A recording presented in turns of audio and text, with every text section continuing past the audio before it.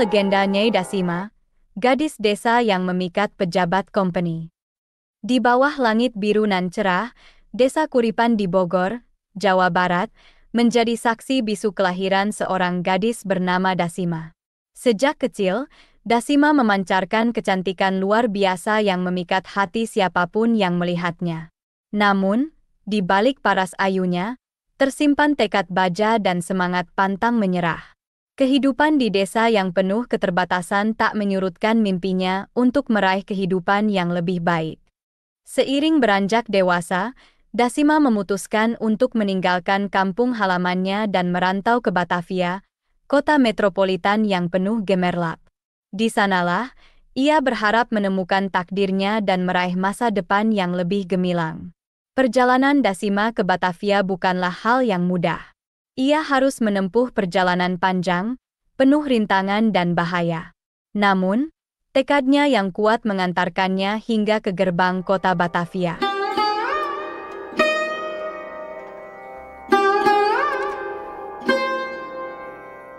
Di Batavia, Dasima bekerja sebagai pembantu rumah tangga di kediaman seorang pria Inggris kaya raya bernama Edward Williams.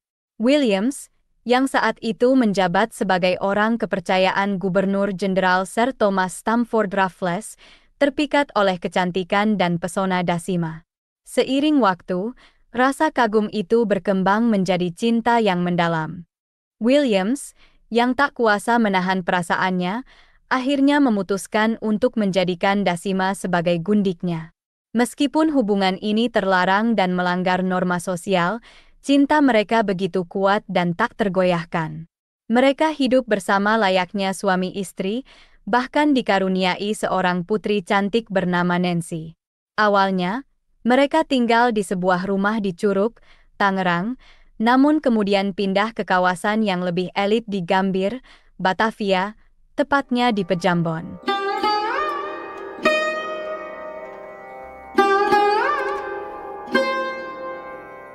Sebagai gundik Williams, Dasima dimanjakan dengan kemewahan dan kekayaan. Ia hidup dalam gelimang harta dan tak perlu khawatir akan kebutuhannya. Namun, di balik kemewahan itu, tersembunyi rasa cemburu dan iri hati dari orang-orang di sekitarnya. Salah satunya adalah Samiun, seorang lelaki Betawi yang sudah beristri. Samiun terpesona oleh kecantikan Dasima dan ingin memilikinya untuk dirinya sendiri. Terobsesi dengan Dasima, Samiun mencari cara untuk merebutnya dari Williams. Ia kemudian meminta bantuan Mak Buyung, seorang janda di Kuitang yang bekerja sebagai pembantu Nyai Dasima. Mak Buyung, yang dihasut dengan iming-iming kekayaan, bersedia membantu Samiun dalam rencana busuknya.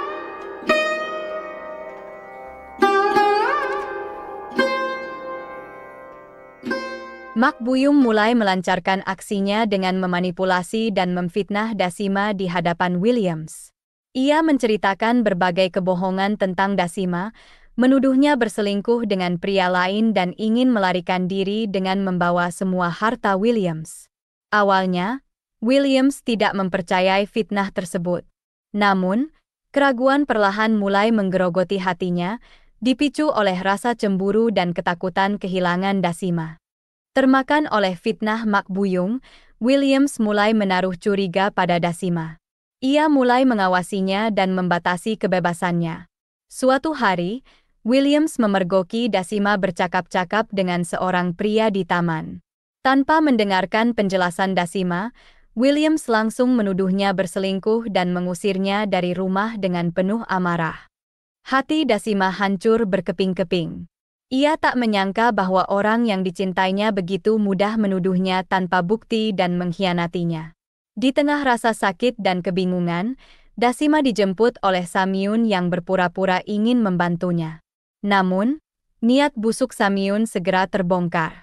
Samiun ingin memperkosa Dasima, namun Dasima melawan dengan sekuat tenaga. Dalam pergulatan tersebut, Dasima terbunuh secara tragis.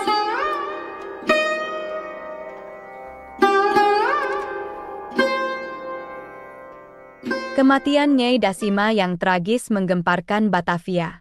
Kisah cintanya yang terlarang, pengkhianatan, dan kematiannya yang mengenaskan menjadi buah bibir masyarakat. Kematian Dasima juga memicu rasa marah dan dendam di hati Nancy, putrinya. Ia bertekad untuk membalaskan dendam sang ibu dan mencari keadilan atas kematiannya. Nancy memulai penyelidikannya dengan dibantu oleh beberapa orang yang setia pada Dasima. Berkat kegigihan mereka, terungkaplah dalang di balik kematian Dasima, Samyun dan Mak Buyung. Nancy kemudian membawa bukti-bukti tersebut kepada pihak berwenang. Samyun dan Mak Buyung diadili atas tuduhan pembunuhan dan konspirasi. Persidangan berlangsung dramatis, penuh dengan bukti dan kesaksian yang mencengangkan. Nancy, dengan penuh keberanian dan ketangguhan, hadir di pengadilan untuk menuntut keadilan bagi sang ibu.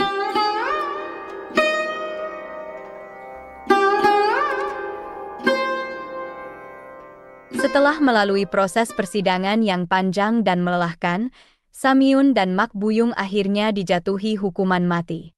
Keadilan pun ditegakkan, meskipun terlambat, dan nama Nyai Dasima dibersihkan dari tuduhan-tuduhan keji yang pernah dilontarkan kepadanya.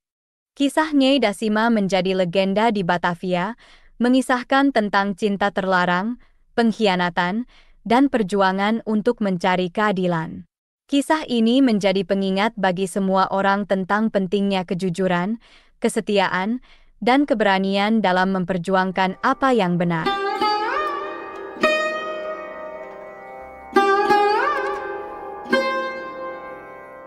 Meskipun Nyai Dasima telah tiada, semangatnya terus hidup dalam ingatan banyak orang. Kisah hidupnya telah diabadikan dalam berbagai bentuk seni, seperti novel, drama, dan film. Kegigihan dan ketangguhannya dalam menghadapi rintangan menjadi inspirasi bagi banyak orang, khususnya perempuan, untuk bangkit dan melawan ketidakadilan. Nyai Dasima juga menjadi simbol perlawanan terhadap penindasan dan diskriminasi.